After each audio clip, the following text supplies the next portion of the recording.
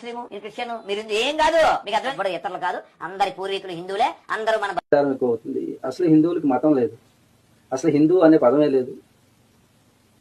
మన వేదాల్లో హిందూ మతం అనేటటువంటిది ఎక్కడ మన పురాణాల్లో కూడా ప్రస్తావన లేదు. స్మృతులు, పురాణాలు, ఇతిహాసాలు, ఆగమాలు, అలాగే దర్శనాలని ఇవి మనకి మూల గ్రంథాలు. భారతీయత, మన సంస్కృతి ఏమిటి అని ఎవరినైనా అడిగితే ఏం చెప్తామో? భారతీయ సంస్కృతి అంటే భారతీయ సంస్కృతి అంటే భిన్న మతాలని చెప్తాము, సంప్రదాయాలు చెప్తాము. భారతీయ సంస్కృతి అనగానేమి, భారతీయ సాంప్రదాయం ఏమిటి అని 2 క్వశ్చన్స్ ఈ లోకంలో ఎవరైనా వేస్తే ఒకసారి మైక్ పట్టుకుని అడుగు, ఎవరైనా సమాధానం చెప్తారేమో. ధర్మం అంటే ఆచరించడం, సనాతనం అంటే అది చావు పుట్టుకలు లేనిది, ఆద్యంతములు లేనిది అన్నారు.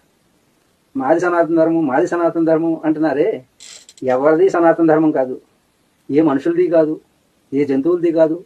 సకల చరాచర జీవరాశి సృష్టి యావత్తికి ఏది ఆధారమై ఉన్నదో అది సనాతనం. దాంట్లో మీరు ఏ మతమైనా పెట్టుకోండి, ఏ కులమైనా పెట్టుకోండి, ఏ జాతి అయినా పెట్టుకోండి, ఆ శక్తి ఆధారంగానే ఇవన్నీ మనుగడ సాగిస్తాయి.